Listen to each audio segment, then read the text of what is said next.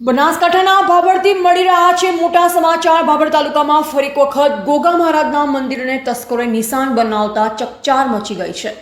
વાત છે ભાભર તાલુકાના મોતીશ્રી ગામની, જ્યાં ગોગા મહારાજના મંદિરમાંથી અજાણ્યા તસ્કરો ₹1,90,000નો મુદ્દામાલ લઈ ફરાર થયા છે। માહિતી મુજબ તારીખ 18મી ઓગસ્ટની રાત્રે તસ્કરો મંદિરમાં ઘૂસી ગોગા મહારાજની ચાંદીની મોટી 2 તથા નાની 6 મૂર્તિઓ સાથે જ નાના મોટા મળી 20 ચાંદીના છત્તર તથા 1 સોનાનું છત્તર ચોરી કરી ગયા।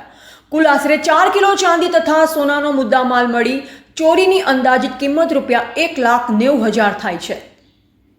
આ બનાવ અંગે મોતીશ્રી ગામના રહેવાસી રામાજી વાલાજી ઠાકોરે ભાભર પોલીસ મથકે ફરિયાદ નોંધાવી ત્યારબાદ પીઆઈ ચૌધરીની આગેવાનીમાં ડોગ સ્ક્વોડ અને ફિંગરપ્રિન્ટ એક્સપર્ટની ટીમો તાત્કાલિક ઘટના સ્થળે દોડી આવીને તપાસ હાથ ધરી। ખાસ વાત તો એ છે કે આ કોઈ એકલ દોકલ બનાવ નથી। ભાભર વિસ્તારમાં છેલ્લા કેટલાક મહિનામાં જ ખારા ગામ અને કુવાડા ગામના ગોગા મહારાજના મંદિરોમાં પણ ચોરી થઈ ચૂકી છે। હવે ફરી મોતીશ્રી ગામના ગોગા મહારાજના મંદિરે તસ્કરો ત્રાટકતા ભક્તોમાં ભય અને રોષનું વાતાવરણ સર્જાયું છે।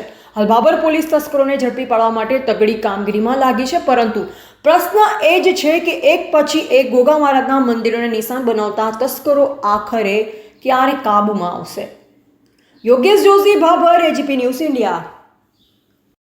સાવનગઢા ગોગા બાપાએ ચોરી થયેલ રવિવાર રાત્રે અબાઉટ 4 થી 4.5 કિલો જેટલી ચાંદી છે और 2 મૂર્તિઓ મોટી અને 2 મોટી નાની મોટી થઈ અને મૂર્તિઓ મિનિમમ 4 થી 4.5 કિલો જેટલું ચાંદી હશે। એમાં એક નાનું ચત્તર સોનાનું બી હતું અને અમે લોકોએ બધા ગામઠા ભેગા થઈ અને પોલીસ સ્ટેશનમાં FIR નોંધ કરાવી છે।